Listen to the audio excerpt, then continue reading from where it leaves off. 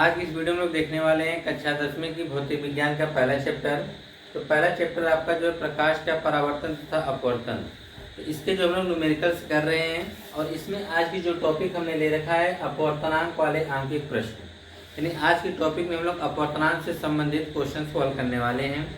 इससे पहले की दो हमने वीडियो और बना रखी है जो उसमें हमने दर्पण से संबंधित न्यूमेरिकल्स को हल किए हैं। अगर आप उस वीडियो को दोनों को देख लेते हैं तो दर्पण का ऐसा कोई सवाल नहीं होगा जो आप हल ना कर पाएँ, ठीक है। इसके बाद हम लोग लेंस का बनाएंगे। इसके नेक्स्ट वीडियो हमारा जो होगा लेंस पर होगा, उसकी भी 2-3 वीडियो होंगी। फिर बाद नेक्स्ट जो हमारी वीडियो होगी उसमें दर्पण और लेंस दोनों को मिक्स करके बनाया जाएगा क्वेश्चन, ठीक है। तो आइए देखते हैं कि यहाँ पर हमको क्या कहा गया है। पहले सवाल में कहा है कि वायु के सापेक्ष जल तथा कांच का अपवर्तनांक क्रमशः 4/3 तथा 3/2 है। कांच का जल के सापेक्ष अपवर्तनांक ज्ञात कीजिए। प्रश्न में अपवर्तनांक के लिए आप जान लीजिए कि अपवर्तनांक होता क्या है। आपने अपवर्तनांक के बारे में अपवर्तन के बारे में पढ़ा होगा कि अपवर्तन की घटना क्या होती है कि जब कोई प्रकाश किरण एक माध्यम से दूसरे माध्यम में जाता है तो वह अपने मार्ग से क्या हो जाती है, विचलित हो जाती है और वह पारदर्शी माध्यम होता है, ठीक। यानी जब कोई प्रकाश किरण एक पारदर्शी माध्यम से दूसरे पारदर्शी माध्यम में जाती है तो वह अपने मार्ग से क्या होती है, विचलित होने की घटना को हम क्या कहते हैं, अपवर्तन। लेकिन अपवर्तनांक क्या होता है, जो उसके पहले पारदर्शी माध्यम में जो प्रकाश की चाल होगी दूसरे पारदर्शी माध्यम में जो प्रकाश की चाल होगी उसी का जो अनुपात होता है। यानी पहले माध्यम में प्रकाश की चाल दूसरे माध्यम में प्रकाश की चाल का जो अनुपात होता है उसी को हम अपवर्तनांक कहते हैं। क्या कहते हैं, अपवर्तनांक कहते हैं। और अपवर्तनांक को हम स्मॉल n से व्यक्त करते हैं। अपवर्तनांक किससे व्यक्त करते हैं, स्मॉल n से। अगर मान लीजिए कोई प्रकाश किरण वायु से जल में जा रही हो, वायु से कहाँ जा रही है, जल में जा रही है, तो वायु को हम a से व्यक्त करेंगे, जल को हम W से, यानी वाटर W से व्यक्त करेंगे, ठीक है। तो यहाँ पर ये आपका हो जाएगा ANW। क्या हो जाएगा, ANW, यानी वायु के सापेक्ष जल का अपवर्तनांक, ठीक है। अगर कोई प्रकाश किरण जल से कहाँ जा रही है, मान लीजिए कांच में जा रही है, ठीक है, तो कांच को G से व्यक्त करते हैं, जल को W से। इसका अपवर्तनांक कैसे लिखेंगे, लिखेंगे WNG, यानी जल का कांच के जल के सापेक्ष कांच का अपवर्तनांक, जल के सापेक्ष कांच का अपवर्तनांक इसे बोला जाता है, ठीक है। अब देखिए यहाँ पे जो हमारा सवाल है किस प्रकार से लगेगा, इसको ध्यान से देखिएगा। इसको लगाने का तरीका क्या है, कहा है वायु के सापेक्ष जल तथा कांच। यहाँ पर वायु के सापेक्ष यानी प्रकाश किरण वायु के सापेक्ष मतलब वायु से जल में जा रही है और वायु से कांच में जा रही है। दोनों का अपवर्तनांक यानी दोनों की चालों का अनुपात यानी आपको दे रखा है कितना, 4/3 तथा 3/2 दे रखा है, ठीक है। तो पूछ रहा है कि कांच का जल के सापेक्ष अपवर्तनांक बता दीजिए। यानी कांच का जो होगा जल के सापेक्ष बताना, यानी जल से कांच में जा रही प्रकाश किरण, कहां से, जल से कांच में जा रही उसका पूछ रहा है, ठीक है। तो लिखने का तरीका देखिए क्या होगा। पहले वायु के सापेक्ष जल तथा कांच का अपवर्तनांक क्रमशः दे रखा है। यानी जल का वायु के सापेक्ष जल का अपवर्तनांक 4/3 और वायु के सापेक्ष कांच का अपवर्तनांक 3/2 दे रखा है। लिखेंगे वायु के सापेक्ष कांच का, तो लिखने का तरीका वायु के सापेक्ष किसका, जल का, तो जाएगा ANW, यानी वायु के सापेक्ष जल का जो अपवर्तनांक है कितना है, 4/3 है। और वायु के सापेक्ष कांच का दे रखा है, वायु के सापेक्ष कांच यानी ग्लास बोलेंगे, ठीक है। कांच को क्या बोलते हैं इंग्लिश में, ग्लास। यानी वायु के सापेक्ष ग्लास का जो अपवर्तनांक होगा वह कितना होगा, 3/2 होगा। तो पूछा क्या है, कांच का जल के सापेक्ष, जल के सापेक्ष कांच का पूछ रहा है ना। तो जल से कांच में जा रही है, तो जल का हो जाएगा WN, इसमें कांच के लिए G। आपसे यही पूछा जा रहा है, ठीक है, यही आपसे पूछा जा रहा है। दिया क्या है, वायु के सापेक्ष जल यानी वायु से जल में जा रही है, तो ANW कितना, इसका अपवर्तनांक 4/3 है। और साथ ही साथ वायु से कांच में भी जा रहा है, तो वायु कांच के लिए हम ग्लास का प्रयोग करते हैं, G। तो हो जाएगा ANG बराबर 3/2 हो गया, ठीक है। फिर पूछा है कांच का जल के साथ, यानी जल का कांच के साथ हमको अपवर्तनांक बताना है। ठीक है, तो आज ये निकाल देते हैं WNG बराबर। तो देखिए जब अपवर्तनांक निकालते हैं तो पहले माध्यम दूसरे माध्यम का अपवर्तनांक बटे पहले माध्यम का अपवर्तनांक हो जाता है। ठीक है, तो दूसरे माध्यम का अपवर्तनांक जो इसका हो जाएगा G है, तो G वाला ऊपर हो जाएगा, पहला यह दूसरा है तो हो जाएगा G, यानी किसके वायु के सापेक्ष ग्लास का अपवर्तनांक, वायु के सापेक्ष ग्लास का अपवर्तनांक, फिर दूसरे माध्यम का अपवर्तनांक बटे पहले माध्यम का अपवर्तनांक। ठीक है, तो यहाँ पर यह हमारा हो जाएगा दूसरा माध्यम क्या है, पहला माध्यम क्या है ANW। जब अपवर्तनांक दिया रहेगा तब हम क्या करेंगे कि दूसरे माध्यम का अपवर्तनांक बटे पहले माध्यम का अपवर्तनांक याद रखिएगा। तो WNG तो हमको निकालना है WNG बराबर ANG कितना है, ANG है 3/2, यहाँ रख देंगे 3/2, पूरे बटा में ANW कितना है 4/3, यहाँ पे हम 4/3 रख देंगे। ठीक है, यह 4/3 ऊपर जाके तिरके गुणा हो उल्टा गुणा हो जाएगा। ठीक है, 3/2 है वह 4/3 हो जाएगा, क्या हो जाएगा 3/4, 3 त्रिका 9, 3 त्रिका 9, 2 चौके 8, यानी आ जाएगा 9/8 आ जाएगा। तो यहाँ पे हम लिख सकते हैं कांच का जल के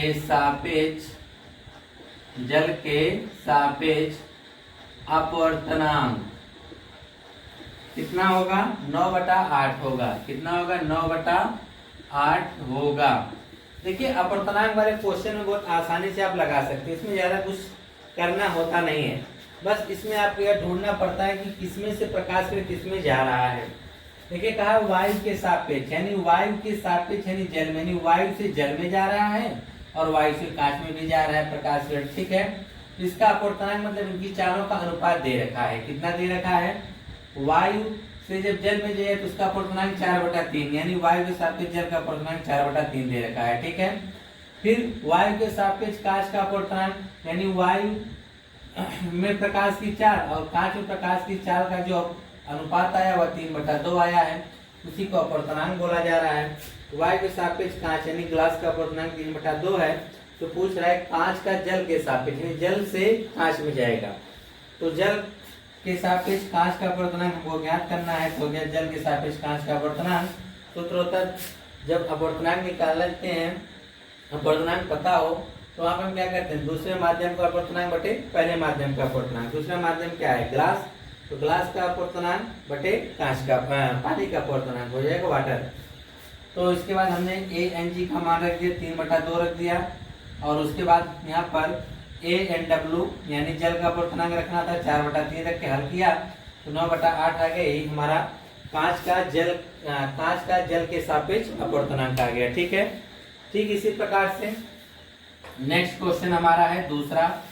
आपको देखने से लग रहा होगा सेम यही प्रश्न है, केवल अंक बदले हुए हैं, लेकिन इसमें लास्ट मोमेंट में एक थोड़ा सा चेंजिंग कर दिया है। आप देखेंगे यहाँ से वायु के सापेक्ष जल तथा कांच का अपवर्तनांक क्रमशः यहाँ 4/3 यहाँ 1/3 यहाँ 3/2 यहाँ 1/2 है। ठीक, यहाँ कांच का जल के सापेक्ष पूछा था, यहाँ पर जल का कांच के सापेक्ष अपवर्तनांक पूछा गया है, इसी को इसमें घुमा दिया है।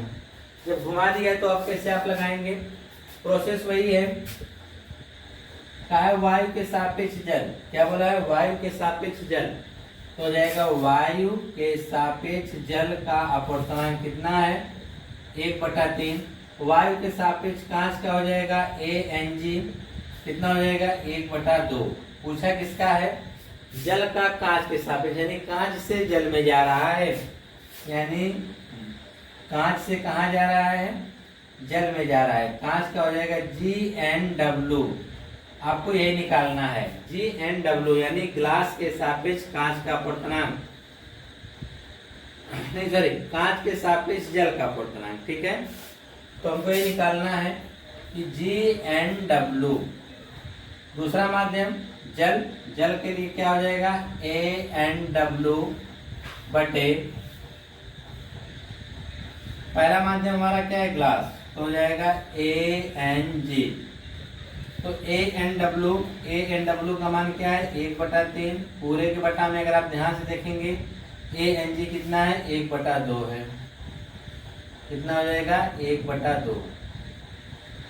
ठीक है, तो हो जाएगा GNW बराबर 1/3 गुणे ऊपर जाएगा तो हो जाएगा 2 यहाँ पे हो जाएगा 2/1 हो जाएगा ना।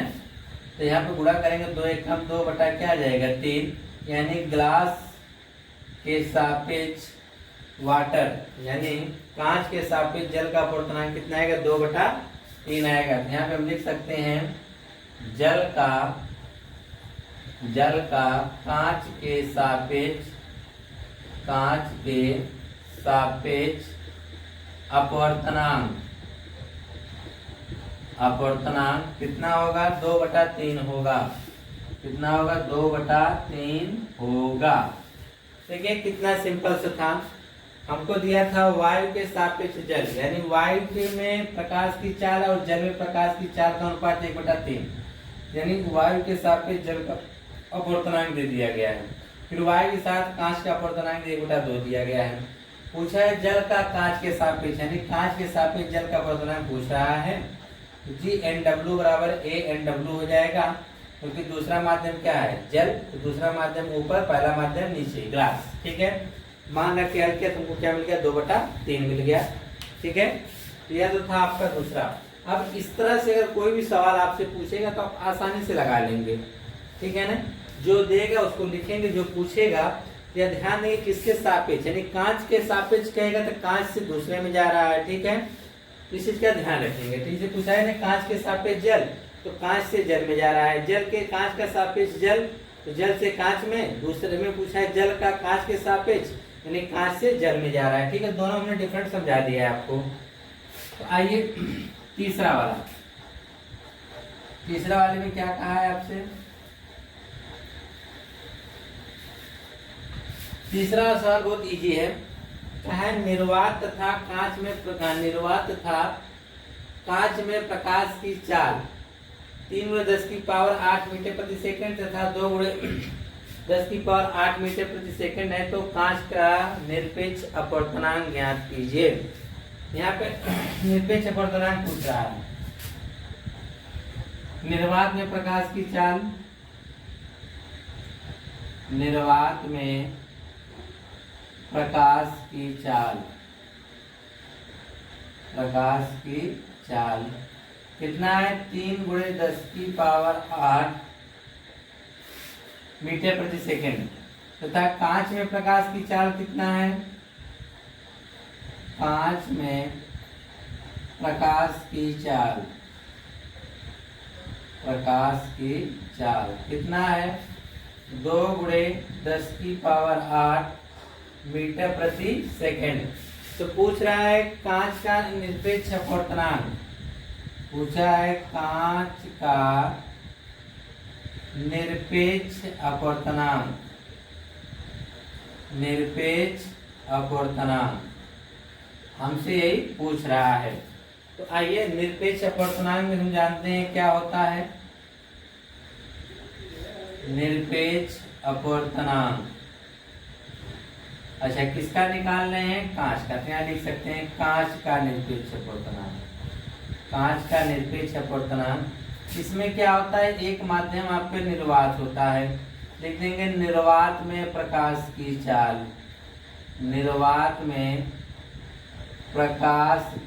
चाल सूत्र होता है याद रख लीजिएगा बटे माध्यम में प्रकाश की चाल। निर्वात में प्रकाश की चाल बटे माध्यम में प्रकाश की चाल। यहाँ माध्यम क्या है कांच है तो जाएगा माध्यम लिख देंगे। माध्यम यानी माध्यम में हमारा क्या है कांच। माध्यम में प्रकाश की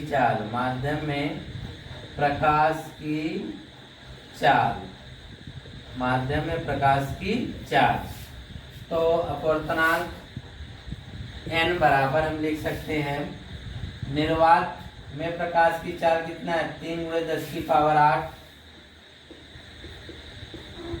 बटे माध्यम यानी कांच में कितना है 2×10⁸।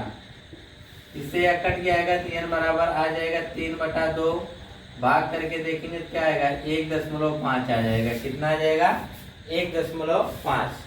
तो यह सूत्र याद रख लीजिएगा। यहाँ कांच नहीं, यहाँ हो जाता है माध्यम का निरपेक्ष अपवर्तनांक बराबर कांच की जगह क्या हो जाता है माध्यम। तो माध्यम का निरपेक्ष अपवर्तनांक बराबर निर्वात में प्रकाश की चाल बटे माध्यम यानी कांच में प्रकाश की चाल। यहाँ पे जल भी हो सकता है, वायु भी हो सकती है, जो यहाँ पे होगा वो यहाँ पे जब ऊपर हमेशा क्या रहेगा निर्वात रहेगा जब हम निरपेक्ष अपवर्तनांक ज्ञात करेंगे तब। ठीक है, आइए नेक्स्ट वाला क्वेश्चन जो हमारा है चौथा, उसमें कहा है कि वायु में प्रकाश की चाल 3×10⁸ मीटर प्रति सेकंड है। तो उस माध्यम में प्रकाश की चाल ज्ञात कीजिए जिसका वायु के सापेक्ष अपवर्तनांक कितना है 1.5 है। यहाँ पे दे रखा है वायु में प्रकाश की चाल, लिखेंगे वायु में प्रकाश की चाल, वायु में प्रकाश की चाल। ठीक है, कितना है 3×10⁸ मीटर प्रति सेकंड दिया है। ठीक है, फिर उसके बाद आपसे क्या पूछ रहा है कि उस माध्यम में प्रकाश की चाल यानी माध्यम में प्रकाश की चाल, माध्यम में प्रकाश की चाल, माध्यम में प्रकाश की चाल आपसे पूछा है। ठीक, वायु के सापेक्ष अपवर्तनांक दे रखा है, वायु के सापेक्ष अपवर्तनांक कितना दे रखा है 1.5। तो हम जानते हैं वायु के सापेक्ष अपवर्तनांक, वायु के सापेक्ष अपवर्तनांक बराबर ऊपर हमारा वायु में प्रकाश की चाल बटे माध्यम में प्रकाश की चाल, वायु में प्रकाश की चाल बटे माध्यम में प्रकाश की चाल। ठीक है, यह प्रकाश की होगा, प्रकाश की चाल। ठीक है, समझ लीजिएगा इतना। तो यहाँ पर अपवर्तनांक का मान कितना दे रखा है 1.5 बराबर वायु में प्रकाश की चाल कितना दे रखा है, वायु में प्रकाश की चाल अगर आप देखेंगे तो दे रखा है 3×10⁸, 3×10⁸ बटे में माध्यम में प्रकाश की चाल दे रखा है, माध्यम में प्रकाश की चाल, प्रकाश की चाल। इसको इधर भेजेंगे तो गुणा हो जाएगा, इसको इधर भेजेंगे तो बटा हो जाएगा। इसका निकालेंगे इस प्रकार से, यहाँ जब आ जाएगा माध्यम में प्रकाश की चाल, माध्यम में प्रकाश की चाल, प्रकाश की चाल बराबर सुनिए यह इधर बटा इधर जाएगा तो गुणा में होगा और इसके साथ गुणा में होगा किसके 1.5 के। तो हमको इसका मान निकालना है 1.5 जब इधर आएगा तो बटा में चला जाएगा। ठीक है, तो जाएगा 3×10⁸ बटा में क्या 1.5 से जब 3 में भाग करेंगे तो भाग 2 बार जाएगी तो 2×10⁸ चाल क्या आ जाएगा मीटर प्रति सेकंड आ जाएगा। ठीक है, ये आएगा 2×10⁸ मीटर प्रति सेकंड होगा। ठीक है, तो इस प्रकार से अपवर्तनांक वाला क्वेश्चन आप हल कर सकते हैं। ठीक है।